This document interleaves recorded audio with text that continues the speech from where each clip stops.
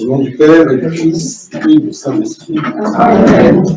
Nous sommes toujours dans une certaine immédiateté, une certaine proximité et continuité du jour de la Sainte Pentecôte et de l'effusion de l'Esprit Saint sur le monde et de tous les fruits qu'il a apportés, c'est-à-dire la floraison des saints, la naissance de l'Église de Dieu, son corps mystique, et donc il est judicieux de regarder, de contempler la période de ce jour sous cet angle de finalement que réalise l'Esprit Saint, que cherche à nous enseigner Dieu sur l'action de son Esprit très saint et très bon.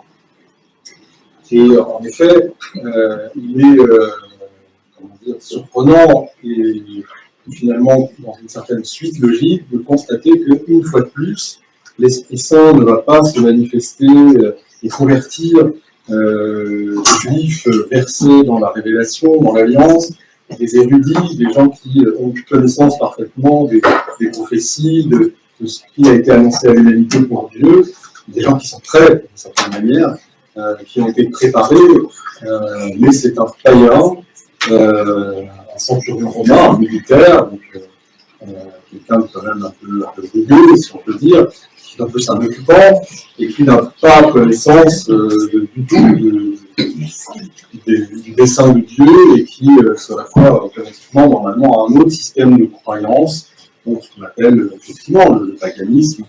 Bref, pour faire court, encore une fois, c'est une nation que l'Esprit Saint va se manifester, comme lorsqu'il va chercher la Cananéenne, lorsqu'il appelle les apôtres qui sont des pécheurs, les gens qui n'ont rien à voir avec tout ça. Et pourquoi? Eh bien pour montrer, évidemment, que c'est lui, l'Esprit Saint de Dieu, qui enseigne toutes choses, qui apporte la foi, qui convertit et qui construit l'Église en communiquant la Sainte Dieu. Et donc, en l'occurrence, ce centurion va mettre en œuvre, finalement, l'exhortation que nous avons entendue dimanche dernier, c'est-à-dire chercher le royaume de Dieu avant toute chose, et le reste sera donné par surcroît.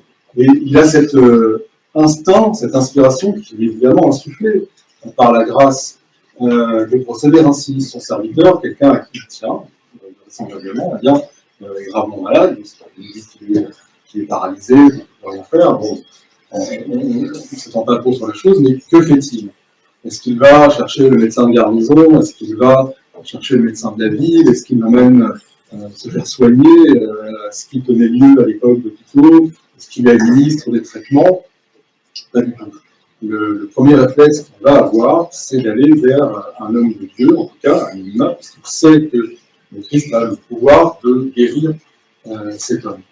Et donc il va le trouver avec confiance. Donc il se tourne avant toute chose vers l'action divine. Il ne cherche pas l'action humaine. Il ne va pas essayer autre chose. Il va demander à Dieu, et je dis cela de manière, je le dis sciemment, c'est-à-dire qu'il n'est pas peut-être comme les aveugles ou les lépreux sur le bord de la route à se dire celui-là qui passe est un prophète, tentons notre chance, quoi. Il va peut-être faire quelque chose, s'il est fils de David, s'il est dans la lignée, c'est un homme qui va faire des guérisons, un saint homme. Mais il y a quand même quelque chose de bien plus, puisque vous voyez par la suite, parce que va dire le Christ en ce qui concerne sa foi, c'est bien au-delà. Mais avant toute chose, il vient le trouver, donc plein d'espoir, parce qu'il est au courant, quelque part, il y a cette inspiration que le Christ est Dieu. Et lui, pourquoi? Parce qu'il a cette capacité de guérir et qu'il va le traiter, comme tel. Il va avoir cette incroyable capacité à élaborer une forme de théologie, finalement, parce que cet homme qui ne peut pas savoir quoi que ce soit du royaume des cieux, qu'il cherche avant tout, eh bien, il annonce au Christ quelque chose de très symbolique. Le Christ propose de venir et d'accomplir des actions pour le guérir. Il dit, je vais venir, je vais le soigner. Donc on peut imaginer que quiconque fasse appel comme ça à quelqu'un se dise, voilà, il va y avoir des prières, il va y avoir une forme de rituel, d'office. Nous allons tous prier, il va y avoir des actes, des choses, des actions qui vont être posées. Et quand on est dans quelque chose qui est l'action d'un homme pieux, qui est un agent de manière indirecte, voilà. Donc, il pourrait s'être dit cela, je vais trouver un prophète, je vais faire ça. Non, pas du tout. C'est-à-dire qu'il n'est pas dans cet état d'esprit du tout. Il va de but en blanc lui dire non, dis une seule parole, mon serviteur sera guéri. En disant cela, effectivement, il pose la réalité qu'il sait, par la grâce de l'Esprit Saint, que cet homme-là est Dieu. Et il va développer cette théologie symbolique, qui n'est quand même pas accessible aux premiers venus. Nous avons des saints-pères dans l'Église qui nous ont approché cette chose en posant des fondements d'ailleurs de différentes manières d'aborder l'action divine et la prière. Et nous avons par exemple Saint Denis l'Aréopagite qui va décrire les hiérarchies angéliques, les hiérarchies célestes qui agissent avec Dieu, qui obéissent à Dieu. Et cet homme-là, finalement, il parle de cette réalité-là. Alors effectivement, peut-être avec une certaine facilité, puisqu'il est militaire. Il fait une analogie, il va utiliser cette forme-là, finalement, pour comprendre l'action divine. Il va dire, moi j'ai des hommes sous ma garde, et si je donne un ordre, l'ordre, je sais qu'il va être exécuté, quel que soit le nombre de serviteurs qui vont se reléguer pour l'exécuter. J'ai confiance, je n'ai pas besoin moi-même de vérifier, de venir accomplir la chose.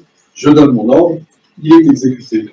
Et donc, il sait que dans le royaume des cieux, c'est la même chose. Il suffit que le Christ ait cette envie, ce désir de guérir, qu'il dise cette parole, et immédiatement, sa grâce va accomplir la guérison, il y a un vont se mettre en œuvre, et la chose sera accomplie. C'est tout à fait incroyable et hors norme d'avoir cette connaissance, cette préscience, oui, je peux le dire, d'une certaine manière, une théologie, alors que cet homme est tout à fait hors de la prélu, hors de la révélation. Encore une fois, c'est un païen. Donc, c'est l'Esprit Saint qui se manifeste. C'est vraiment très intéressant. Et cet Esprit Saint, encore une fois, il se manifeste aux nations. Et il nous est démontré aussi dans cet évangile quelque chose d'important, puisque nous sommes à l'aube, à la naissance, à l'extension de l'Église de Jérusalem, à d'autres, finalement, qu'on peut élu. C'est le.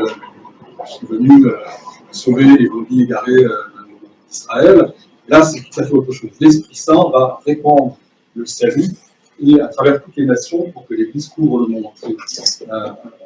Puisque là, effectivement, le Christ va dire cette chose-là, il a évidemment souligné tout extraordinaire de la foi de cet homme, dire qu'il n'en a jamais vu une foi aussi forte en Israël, mais il dit cette chose suivante. Et ce n'est pas la première fois qu'il le dit.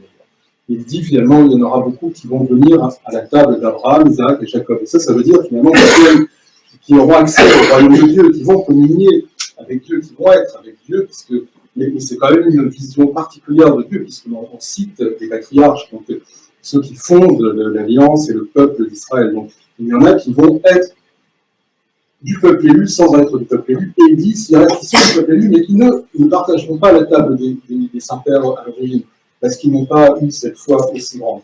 À un autre moment, il dira la chose suivante, il dira des pierres de ces pierres-là, même, je peux faire naître des enfants d'Abraham, si je le souhaite. Donc en réalité, il nous montre que ce qui est important maintenant que l'effusion du très Saint-Esprit a lieu à la Pentecôte, c'est que cet esprit-là se répande partout où il trouve la foi, et c'est cela qui est important. C'est un nouvel Israël qui se dresse, qui se lève et qui n'a pas de limite. Les nations sont concernées. Donc ça, c'est souligné, c'est particulièrement important dans la suite logique, finalement, de la Pentecôte. Donc, c'est pour cela que cet évangile nous est reproposé, puisque nous connaissons sous d'autres formes, à d'autres moments de l'année liturgique, aujourd'hui, pour que nous contemplions cela. Et donc, de cette foi extraordinaire, de ce comportement hors norme, qui est celui du centurion, nous pouvons aussi, et nous sommes encouragés aussi à en tirer un comportement pratique, puisqu'il y a toujours évidemment, bien sûr, des enseignements pratiques pour nous dans chaque acte, parole, pensée, geste du Christ, chaque mouvement du Christ. Et en l'occurrence, là, il veut nous faire comprendre que l'attitude à avoir est l'attitude du centurion vis-à-vis de lui.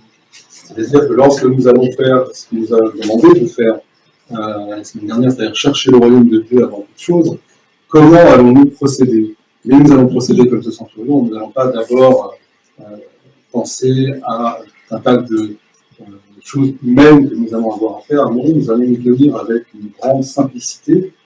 Et c'est ça qui est extraordinaire, c'est cette simplicité absolue que le centurion a. Voilà, ça se passe comme dans mon armée. Je sais qu'au royaume des cieux, les choses sont forcément encore plus aboutis. Donc, on utilise la même chose.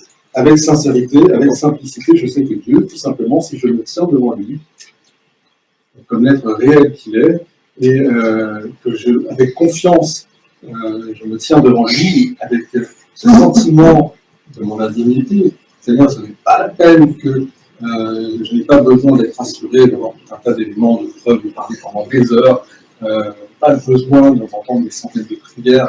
Ça, Seigneur, juste, je sais que malgré mon indignité, tu vas pouvoir, tu vas prononcer un mot, et ce dont j'ai besoin sera arrivé. Autrement dit, et ça, vous l'avez perçu, bien sûr, quand vous faites des prières de préparation à la communion, surtout les prières écrites par Saint Jean Chrysostome. Il tourne autour de ça, il dissémine tout au long des prières que l'on récite. Et finalement, cela peut se résumer au moment où on arrive pour que Dieu entre en nous. Parce que nous, c'est ça. Nous avons un Dieu d'entrer en nous. Et bien, nous avons cette attitude qui est de dire, Seigneur, je ne suis pas digne que tu entres en moi, tu entres sous les toits de mon âme, vous connaissez les paroles, mais dis seulement une parole et mon âme sera guérie.